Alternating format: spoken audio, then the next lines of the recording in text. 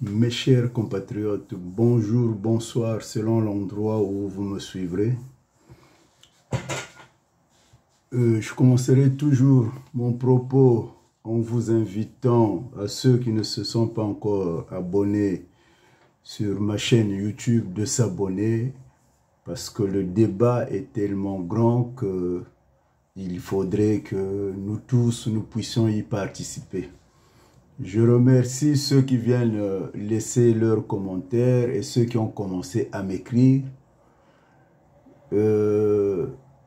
Qu'ils sachent que je ne peux pas répondre au même moment à tout le monde, mais je ferai de mon mieux à apporter des réponses sur les questions qu'ils me posent. Et pour ceux qui veulent effectivement discuter avec moi par téléphone, je verrai bien. Mais je garantis que je répondrai à toutes les questions et je demande que vous puissiez relayer le message que je suis en train de transmettre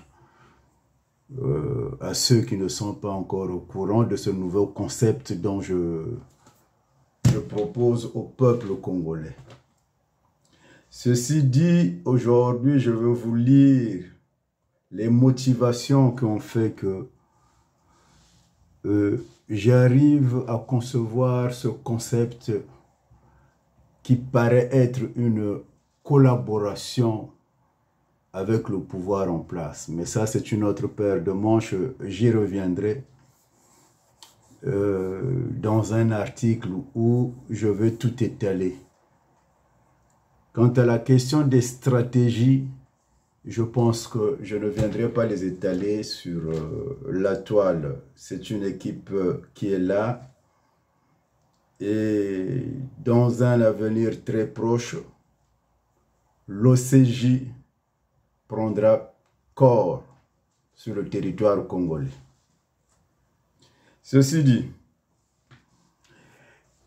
je vais passer à la lecture de cet article. Pour ceux qui n'ont pas la possibilité de suivre les vidéos en intégralité, ils peuvent venir sur mon site www.nzoisme.com où ils verront toute la pensée, comment je l'explique.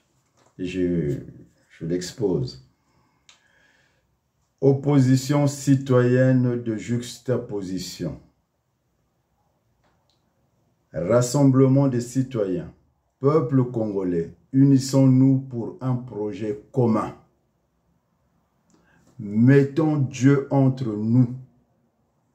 Un Congo nouveau est possible.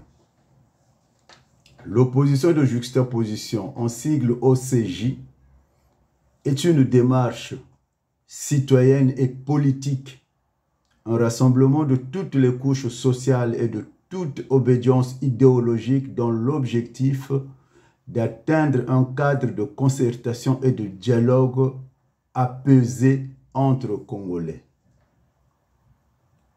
Après analyse de la situation socio-politique, culturelle et économique, je relève des manquements dans l'engagement par toutes les plateformes de l'opposition politique, d'expression publique, qui peut entraîner un climat de manipulation contre le peuple.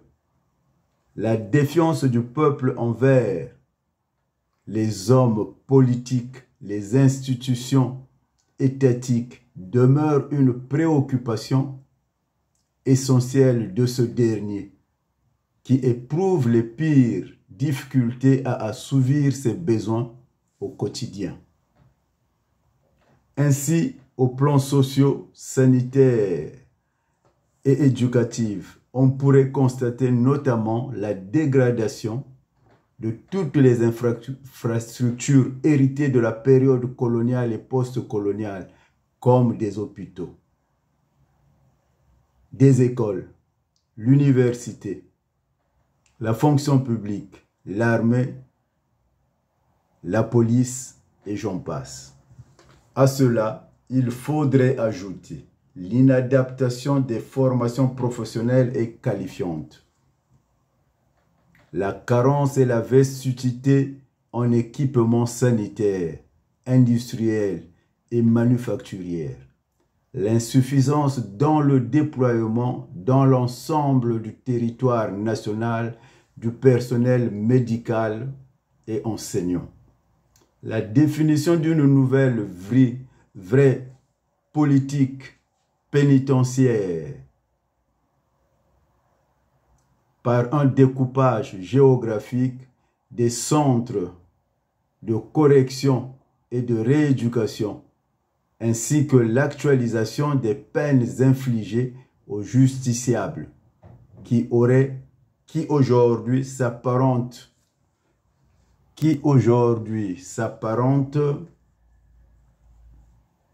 au code de l'indigénat, la surpopulation dans les salles des cours, ainsi que les résidences universitaires et les internats de l'État, la modicité des rémunérations des agents de l'administration publique, les critères discriminatoires dans le recrutement des cadres universitaires qui occasionnent le trafic des vrais faux diplômes et l'abus d'autorité du corps enseignant, l'ostracisme sur la question de la sorcellerie dans la société congolaise, conception d'un nouveau code de l'urbanisme et d'une politique de logement adaptée aux différentes catégories sociales. Au plan économique, la dégradation des voies de communication, routes, voiries, télécommunications, la gestion hasardeuse du port maritime et fluviaux, l'augmentation des tracasseries administratives ainsi que l'exercice d'une fiscalité mal adaptée, le manque de débouchés pour les produits vivriers et maraîchers, l'insuffisance de couverture territoriale en eau et en électricité, la non prise en compte de l'impact de la diaspora dans la définition des politiques publiques.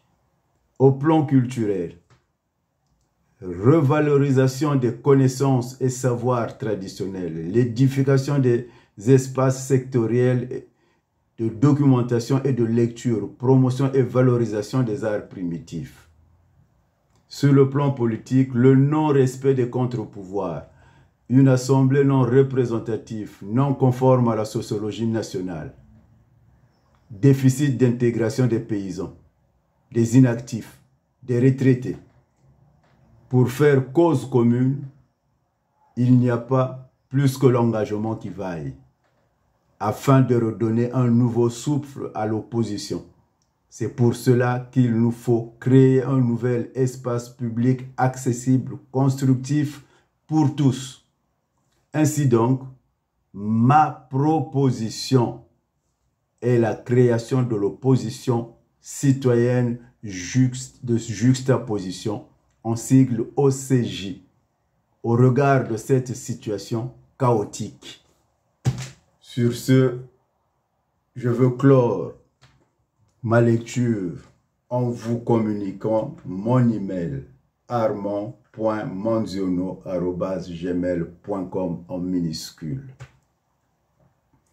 Et je continue à inviter, soyons nombreux dans ce débat pour qu'ils prennent corps, car je ne suis pas le Messie, mais je suis capable d'apporter des pistes de solutions.